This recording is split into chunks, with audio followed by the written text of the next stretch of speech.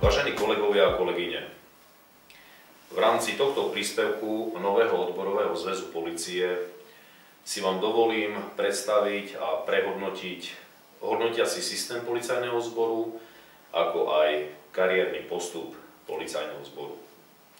V prvej časti tohto príspevku rozoberiem hodnotiaci systém policajného zboru.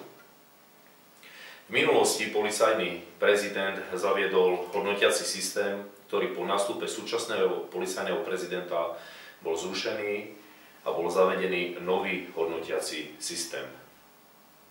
Policajti, ktorí dosahujú výsledky, ako sú napríklad pokuty, predvedenia, zadržanie páchateľov buď priestupkov alebo trestných činov, sú hodnotení kladne, čiže stupňom hodnotenia A, B, to znamená výborný alebo dobrý. Priemer v danom prípade, čo je C, čo by mali byť policajti pod virtuálnou čiarou, nedali síce pokuty ako kolegovia predchádzajúci v hodnotení A, B a nepredviedli toľko osôb, sú hodnotení D alebo E. To však neznamená, že sa jedná o policajtov zlých. Nakoľko títo policajti môžu mať výbornú prevenciu, čo však žiaľ nie je hodnotené, nakoľko prevenčná činnosť polície v tomto hodnotiacom systéme nie je zaznamenaná a hodnotená nie je. Je to len na škodu práce policajného zboru.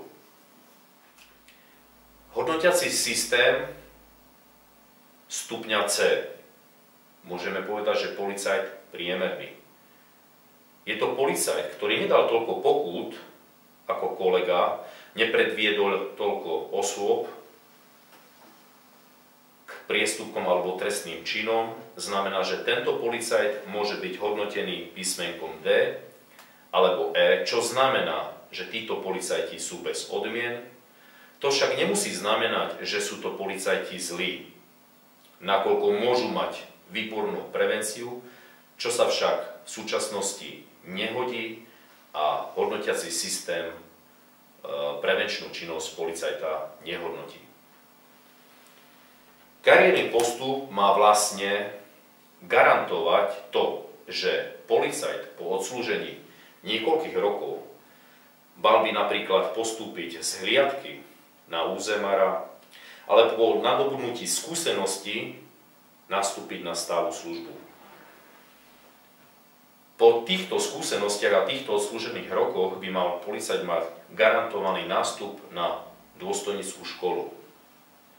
Na niektorých útvaroch a oddeleniach práve niekoľkoroční policajti s dlhoročnou praxou a skúsenosťami ostávajú často na svojich pozíciách. Bez akéhokoľvek nároku vyplývajúceho práve z kariérneho postupu, alebo práve naopak nepostupujú a ostávajú na svojich pozíciách. Toto je jeden zo základných kameňov úrazu. To znamená, že na pozície by mali postupovať policajti skúsení, s dlhoročnou a viacročnou praxou a skúsenosťami, získanými priame z priameho výkonu služby, ako to bolo po iné dlhé roky v predchádzajúcom pôsobení policajného zboru. Žiaľ, dnes je to založené na známostiach, konekciách, ako aj samotnej loajálnosti s určitými nadriadenými policajtmi na funkciách. Toto je živná pôda pre nekolegiálnosť, nesúdržnosť a nespravodlivosť v radoch policajného zboru. Funkcie sa veľakrát obsadzujú s neskúsenými policajtmi bez akejkoľvek praxe, znalosti a problematiky policajného zboru. V danom prípade sa bavíme aj o miestach na nižších stupňoch riadiacich pozíciách, ako aj napríklad na pozíciách veliteľov čiat a podobne. Česť všetkým výnimkám. To znamená, že napríklad 8-ročný policajt kariérne preskočí 16-ročného policajta a skutočne to nie je o jeho kvalitách práce v policajnom zbore. Nový odborový zväz sa práve stavia proti pošľapaniu kariérneho postupu, aby práve miesta obsadzovali iba vyvolení.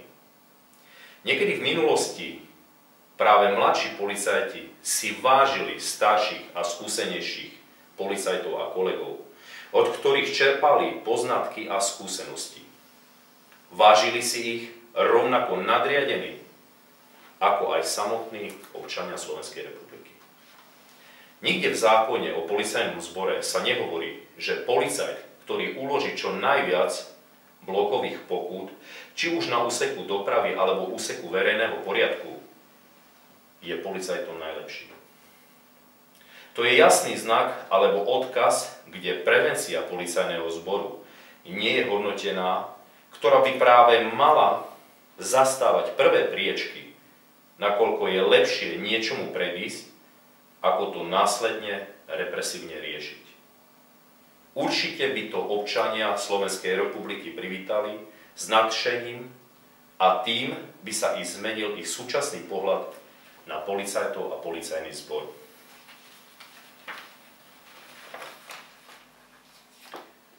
Ako jeden jasný príklad porušenia kariérneho rastu je postup súčasného okresného riaditeľa Košice okolie.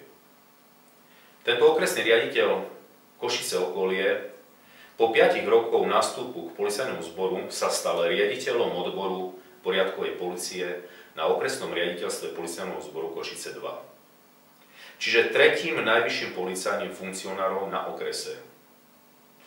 Po uplynutí 3 rokov, čiže po 8 rokoch, sa tento policajný funkcionár stal okresným riaditeľom Košice mesto.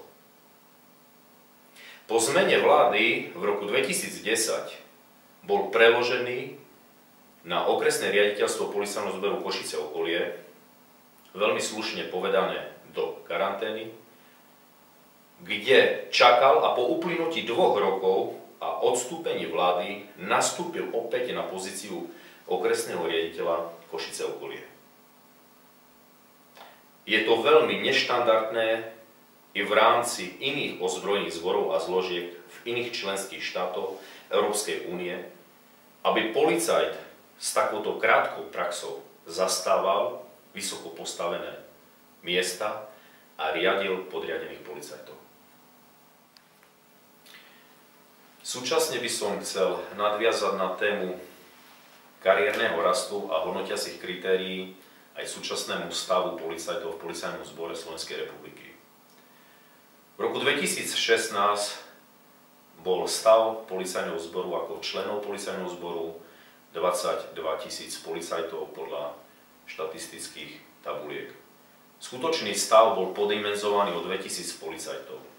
Je pravdou, že v danom roku k policajnému zboru prišli novoprijatí policajti v pomere 900 ľudí, 900 policajtov, kde však súčasne 700 skúsených policajtov odišlo do civilu. Prečo vlastne takýto stav nastal, i keď ministerstvo vnútra tento stav 22 000 policajtov navýšilo o 2000 policajtov? Je to jasný znak, ako sme tu v začiatku nový odborový zväz polície uvádzali, porušenie hodnotiacich kritérií kariérneho rastu a v druhej miere veľmi často diskutovaný priemerný plat policajtov. Masmédia v súčasnosti uvádzajú ako priemerný plat policajta 1300 eur. V žiadnom prípade v rámci Slovenskej republiky nechceme poukazovať na iné zamestnania a ich ohodnotenie, nakoľko policajti si vážia každé jedno zamestnanie v Slovenskej republike. Chceme však iba občanom poukázať, že aritmetický priemer, ktorý jednotlivé masmédia prezentujú, nie je skutočným a preto by sme tento aritmetický priemer rozobrali na základe skutočných platovných tried. Tak napríklad prvá platovná trieda policajta obvodného oddelenia policajného zboru v roku 2016 bol jeho čistý príjem 606,69 eur. Bol to policajt do 2 rokov. V roku 2017 po úprave platov, ktorým policajti čakali a s nadšením očakávali, sa jeho suma z 606 eur 69 centov zdvihla na 623 eur 62 centov. Druhá platovná trieda, policajt od 2 rokov, čiže úzamer a hliadka, jeho čistý príjem je 632 eur a 71 centov. Je to výpis z roku 2017. Druhá trieda, územar a hliadka nad 2 roky, je čistý príjem policajta 754 eur a 39 centov. Druhá trieda, územar a hliadka, 6. rok výkonu služby, je jeho čistý príjem 745 eur a 57 centov. Vyšetrovateľ čakateľ 5 rokov v roku 2016 poberal čistý príjem 789 eur a 60 centov. Operatívny pracovník, čiže operatívec po 8 rokoch výkonu služby v roku 2017, jeho čistý príjem je 776 eur a 98 centov. Týmto by som chcel len poukázať, že skutočne sumu 1330 eur alebo 1300 eur v rámci policajného zboru poberá len veľmi málo a nepatrné množstvo policajtov, alebo tento priemer je vypočítaný z nízkych platov policajtov na nižších stupňoch a s neskutočnými vyššími platmi funkcionárov na vyšších pozíciách a miestach. Po nastupe do služby novoprijatí policajti aj po niekoľkých rokoch práve zistujú, že v súčasnej dobe platy, ktoré dostávajú, nedosahujú adekvátne sociálne postavenie a zatriedenie v spoločnosti, aby mohli zabezpečiť svoju rodinu. Takisto sú frustrovaní a sklamaní z výkonu práce v policajnom zbore, nezmyselnými nadriadeniami a rozpormi s Ústavou Slovenskej republiky. Z tohto dôvodu policajti od policajného zboru odchádzajú a nie sú nikým a ničím motivovaní. Jedným z ďalších dôvodov hromadných odchodov dlhoročných skúsených policajtov, ako i novoprijatých policajtov, je zmena v zákone o sociálnom zabezpečení z roku 2012. Z odborného právneho pohľadu sa jedná v tom danom prípade o porušenie zákona Ústavy Slovenskej republiky, ktorá nedovoľuje retroaktívnosť zákona. V závere sa chcem poďakovať všetkým policajtom Slovenskej republiky, ako i členom nového odborového zväzu polície za podnety a postrehy, ktoré nám zasielajú. Ďakujem za pozornosť a prajem pekný deň.